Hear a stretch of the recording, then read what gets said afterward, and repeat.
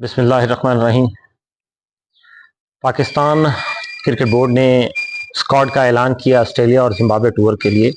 अलग अलग टीमों का ऐलान किया गया है।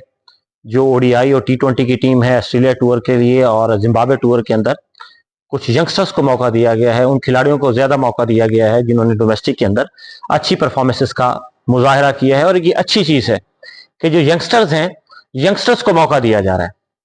लेकिन वो कहते हैं कि पाकिस्तान की क्रिकेट हो और कहीं ना कहीं कंट्रोवर्सी ना हो, ये बहुत मुश्किल होता है। तो लेकिन उसमें जब नाम देखते हैं हम सेंट्रल कॉन्टेक्ट की लिस्ट में, और जो ऑस्ट्रेलिया और जिम्बाब्वे के टूर के लिए टीम का ऐलान हुआ तो उसमें फखर जमा का नाम नहीं है। फखर जमा उसमें शामिल नहीं है। अब फखर जमा हमारे व्हाइट बॉल के एक सबसे प्रीमियम क्रिकेटर हैं। इस पूरी ओडीआई टीम के अंदर जब हम देखते हैं तो वाहिद मैच विनर का अगर हम नाम लेंगे तो वो फखर जमान है, जो कि हमारे मैच विनर है। लेकिन ना तो उनको सेंट्रल कॉन्टेक्ट की लिस्ट में शामिल किया गया है, ना उनको शामिल किया गया है ऑस्ट्रेलिया और जिम्बाब्वे टूर के अंदर। चेयरमैन पीसीबी से सवाल भी हुआ फखर जमान का, तो उन्होंने कहा कि उनका वो ट्वीट का इशू भी है जो उन्होंने बाबर आजम के हक में किया, और दूसरा उनके कुछ फिटनेस मसाइल भी हैं। लेकिन सवाल ये पैदा होता है कि क्या ट्वीट इतना बड़ा इशू है कि जो पीसीबी है या पीसीबी के जो कर्ता धर्ता हैं उन्होंने उसको अना का मसला बना लिया है? मेरे ख्याल में ऐसा नहीं है। मेरे ख्याल में ऐसा नहीं है। ये मामला कुछ और है।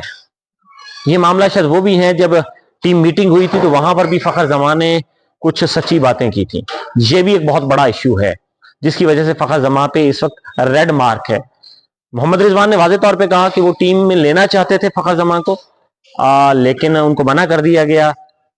इसी तरीके से जो सिलेक्शन कमेटी है, आकिब जावेद, वो भी फखर जमान को टीम में शामिल करने के हक में थे। लेकिन इस चीज के लिए रेड मार्क कहीं और से है।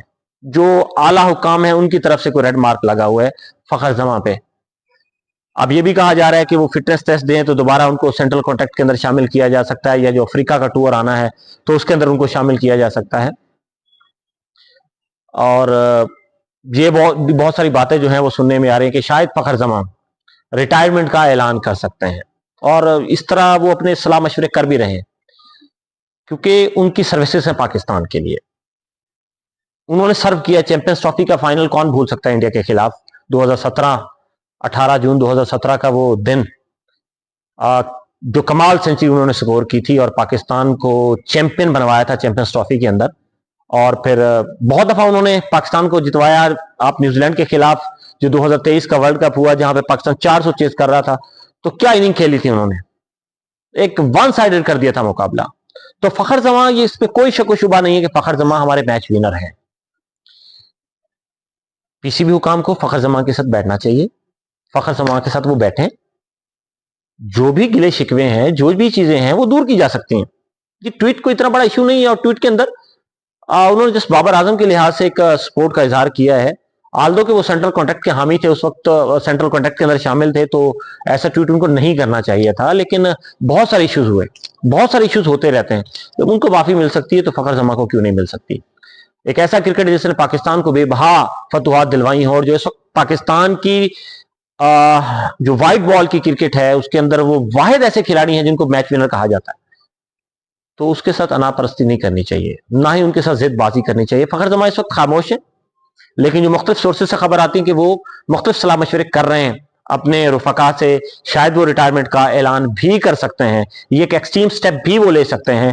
तो बाज लोगों का कहना है कि वो शायद रिटायरमेंट लेके एक जो क्रिकेट होती है, मुख्तलिफ इस वक्त लीग्स चलती हैं, वो लीग क्रिकेट खेलना चाहते हैं। तो फखर जमा ने बहुत दफा इस लीग क्रिकेट को रिजेक्ट किया है, अपने मुल्क के लिए किया है। फखर जमा एक मुहिब्बे वतन खिलाड़ी है और वो पाकिस्तान के लिए लड़ता है, वो लड़ते हैं पाकिस्तान के लिए।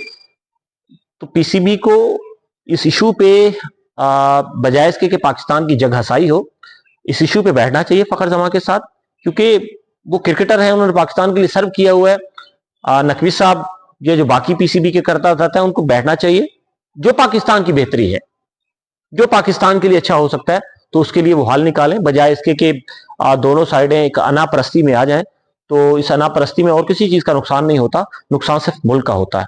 तो इस नुकसान से बचने के लिए जरूरी है कि आप उनके साथ बैठें, उनके साथ बैठ के बातचीत करें, जो भी गिले शिकवे हैं वो दूर हो सकते हैं। जब टेबल टॉक होती है तो बहुत सारे गिले शिकवे, बहुत सारी चीजें दूर हो जाया करती हैं, तो ऐसा कोई इशू नहीं है, वो रिकवरेबल इशू है, वो इशू दूर हो सकता है। तो सिर्फ पीसीबी को चाहिए कि इस वक्त वो बैठे और इसी को दूर करें, बहुत ज्यादा मसला ना बनाए अना का इस फखर जमा के इशू को।